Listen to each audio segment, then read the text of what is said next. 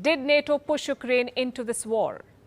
Hello and welcome to Gravitas Plus. I'm Palki Sharma Upadhyay, and today I want to discuss why NATO cannot escape the blame for what's unfolding in Ukraine. They say there are two sides to every story. Consider both before you form an opinion. Easier said than done. Look at the conflict in Ukraine. One side is dominating the global narrative. The other side has been proclaimed the villain.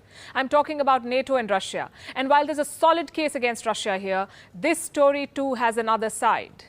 And as the tellers of the story, we must dwell on and reflect it.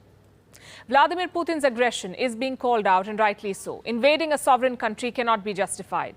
But what led the world to the point of this invasion?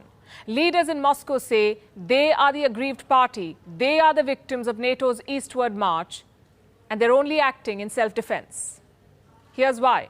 Over the past 25 years, NATO has been creeping closer to the Russian border. Former Soviet states have become NATO members. This military alliance has technically absorbed the entire security belt of Moscow. Russia sees this expansion as a provocation. It hurts their security interests and won't end well for both sides, they said. The warnings were clear. NATO ignored them. Call it their myopia or arrogance. They downplayed Moscow's concerns. First things first, what is NATO? The North Atlantic Treaty Organization, a security alliance between North America and Europe. It was formed after the Second World War. The goal, they say, was to protect democratic freedom. On the 4th of April 1949, the North Atlantic Treaty was signed. This treaty was simply an anti-Soviet accord aimed at countering any future aggression by the USSR. It established a new balance of power in Europe. It promised all members collective security. That's a core principle laid out in Article 5 of the NATO Treaty. It obliges member states to protect each other in case of a war. It says an armed attack against one ally will be an attack on all allies. Meaning, if one NATO nation is attacked, all NATO nations will retaliate. This allowed NATO members to pool and share their military resources. They built efficient defense capabilities, but there was more to NATO than just defense. It was an alliance of liberal countries, an engine of democratization that was supposed to promote common values and interests, also push back against the rise of communism.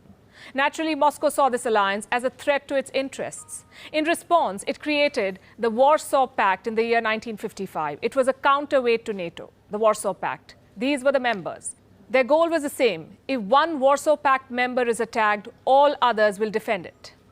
In Russian historical memory, there were 5 reasons why such a pact was justified, 5 major invasions when the West threatened Russian interests. This includes the Polish occupation of the Kremlin in early 17th century, the Swedish invasion of Russia in early 18th century, the Napoleon invasion of the 19th century, and the 2 wars with Germany in the 20th century. In each case, the very essence of the Russian state was threatened. So suspicion and fear of the West took deep roots in Russia. Moscow began perceiving NATO as a tool of American imperialism, and the assessment was not really off the mark. In 1989, the Berlin Wall collapsed. In 1991, the Soviet Union disintegrated and the Iron Curtain was completely demolished. Europe's regional order hinged on one question: should Germany align itself with the US and NATO, or should it join the Russians through the Warsaw Pact? The US government, under George H.W. Bush, made an offer to Russian President Mikhail Gorbachev. It suggested if Germany became a NATO member, NATO would stop expanding, not 1 inch eastwards. No new members. Today, the US says it made no such promise, that no such deal was ever struck, but hundreds of memos, meeting minutes, and transcripts from US archives indicate otherwise. Nevertheless, Moscow bought the offer. It demolished the Warsaw Pact in the hope that the West would follow suit, that NATO too would be dissolved.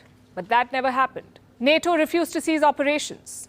And to add insult to injury, they kept the door for membership open. Russia saw it as a stab in the back, and NATO kept pushing the dagger deeper. Look at this map. NATO started out with 12 founding members, but since the Soviet Union fell, it has radically expanded eastwards. In 1999, Poland, Hungary, the Czech Republic joined NATO. In 2004, there was another wave of expansion. 7 Central and Eastern European nations were made NATO members. Some of them were former Soviet republics. In 2009, Albania and Croatia joined NATO.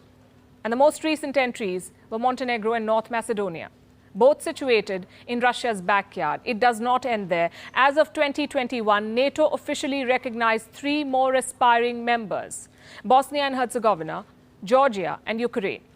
Last we checked, NATO was also in talks with Sweden, Finland and Serbia for membership.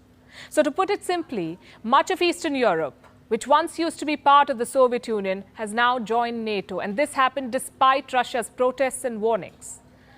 The last reasonably friendly warning from Moscow came in the year 2007. Vladimir Putin addressed the annual Munich conference, where he said, and I'm quoting, "NATO has put its frontline forces on our borders. This expansion represents a serious provocation that reduces the level of mutual trust, and we have the right to ask against whom is this expansion intended and what happened to the assurances our Western partners made after the dissolution of the Warsaw Pact." These sentiments have been echoed by a host of American strategists. I'll give you a few examples. June 1997, 50 prominent foreign policy experts signed an open letter to President Bill Clinton calling America's efforts to expand NATO a policy error of historic proportions. Then we have George Kennan, the father of America's containment policy during the Cold War. He too called NATO expansion a tragic mistake with no reason whatsoever. The warnings went on for decades. In 2008, William J. Burns, the U.S. ambassador to Moscow, wrote a letter to the State Department where he said that Ukrainian entry into NATO is the brightest of all red lines for the Russian elite. He said that even Putin's sharpest critics at home consider Ukraine's entry a direct challenge to Russian interests. It does not end there. This is Robert M. Gates. He was the defense secretary in the Bush and Obama administrations. He wrote in his memoir that trying to bring Georgia and Ukraine into NATO was truly overreaching. Then we have Strobe Talbot, a former deputy secretary of state. He described the Russian perception in a similar way, how they consider NATO as a vestige of the Cold War, and point out that if the Warsaw Pact was disbanded, why did the West not dismantle NATO? So several voices in the Western world had warned that Russia's protests have merit and that NATO expansion could spell serious trouble. Yet, successive American administrations paid no heed to these warnings. They kept widening NATO's security umbrella. Now, here's the thing. Trying to safeguard the sovereignty of a country is laudable indeed, but inviting a state right on Russia's border into an anti-Russian alliance is provocation. Ukraine is a sovereign country and has every right to want to join the NATO. But what's in it for the NATO? Why did they push for it? Their moves completely disregard the historical baggage between NATO and Russia. Many Russians were traumatized by the disintegration of the Soviet Union. In an instant, they lost 1/3 of their territory, half of their population, and most of their military might. They found themselves much weaker before Western unity. They felt that an unjust settlement had been imposed on them, and it was done in their moment of maximum weakness and vulnerability. So they looked at any state leaving Russia's sphere of influence as both a strategic loss and a matter of national humiliation.